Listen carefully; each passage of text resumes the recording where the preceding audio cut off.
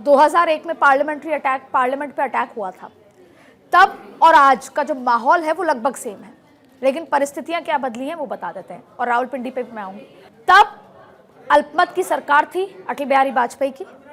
तब हमारी स्थिति किस तरह की थी, क्योंकि हमने 1998 में परमाणु परीक्षण किया था, तो हमारे पे काफ़ी सारे प्रतिबंध लगे हुए थे। अल्पमत की सरकार थी, तब भी भारी संख्या में सेना को बॉर्डर पर, एलओसी पर तैनात कर दिया गया था। और हालात ऐसे थे कि अगर कोई भी डिफेंस की गाड़ी या सेना की गाड़ी गुजरती थी तो राष्ट्र हित, उस तरीके की जो भावना थी, उससे हिलोरे मारते थे पूरा राष्ट्र। उसी हालात में थे।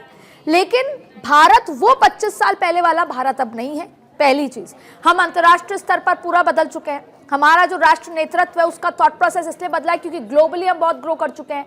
विदेशी मुद्रा हमारे पास बहुत है, डिफेंस के मामले में बहुत मजबूत हो चुके हैं। और इसके साथ साथ परिस्थितियां सेम थी, तब भी गुस्सा था, अब भी गुस्सा था, अभी भी गुस्सा है। लेकिन अब जो इंतजार हो रहा है कि लगातार बैठकें हो रही हैं, हम राष्ट्र मुद्रा की बात करें, डिफेंस की स्थिति की बात करें, हम राष्ट्र नेतृत्व का जिक्र करें, हम हर चीज में बेहद ज्यादा मजबूत हैं। हम अपने आर्थिक स्थिति में ही बहुत मजबूत हैं। इसीलिए प्रधानमंत्री जो इतने सारे प्लानिंग और इतनी सारी बैठकें इसलिए कर रहे हैं क्योंकि हम किसी भी मोर्चे पर अगर फेल हो गए तो, क्योंकि नरेंद्र मोदी से एक्सपेक्टेशन ज्यादा है, सवाल ज्यादा उठेंगे।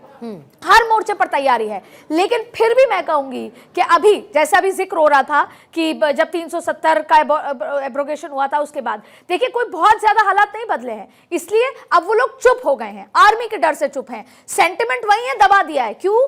क्योंकि देखिए टूरिस्ट आ रहा है, पैसा हो रहा है, घर गृहस्थी चल रही है, पत्थर के लिए हमारे घर, हर घर में एक व्यक्ति ऐसा था। ये तो वही अप्रोच है ना। जैसे अब अगर इस तरीके की अप्रोच की बात करें तो जो चाइना ने किया, चाइना ने तो बहुत अलग तरीके से अपनी बातों को मनवाने की कोशिश की। एक ग्रुप को उन्हें पर्टिकुलर जगह से हटाना है, वहां जो काम होता है उसको खत्म करना है, तो वहां उन्होंने क्या किया, लोग नहीं माने तो हाई राइज बिल्डिंग बनवा दी। अब आप क्या करिएगा? मुझे लगता है जो एक्सपर्ट्स हैं इस पर और ज्यादा बेहतर तरीके से बता पाएंगे। लेकिन भारत ने भी कुछ उसी तरीके से अदिति किया। जब आपने लोगों को मुख्यधारा से जोड़ने की कोशिश है ना, कई बार जब आपने वहां पर पैसा पहुंचाया, जब आपने वहां पर ये बताया कि सुनो वो जो 500 रुपए लेके पत्थरबाजी करते थे उससे बेहतर जिंदगी हम तुमको दे सकते हैं, उसके बावजूद भी जो hidden under the carpet thought process है, आप जाके किसी के सामने माइक रखिए कि पाकिस्तान के साथ क्या होना चाहिए, वो कहेंगे कि हमें नहीं पता। आप किसी महिला, किसी पुरुष के सामने माइक रख के बोलिए पाकिस्तान के साथ क्या होना चाहिए, वो कहेंगे नहीं। आप ये ढूंढ के लाइए कि ये ब्रीच कैसा हुआ, आप उन आतंकवादियों को मारे। आप पाकिस्तान के लिए उनके मुंह से एक शब्द नहीं निकाल सकते।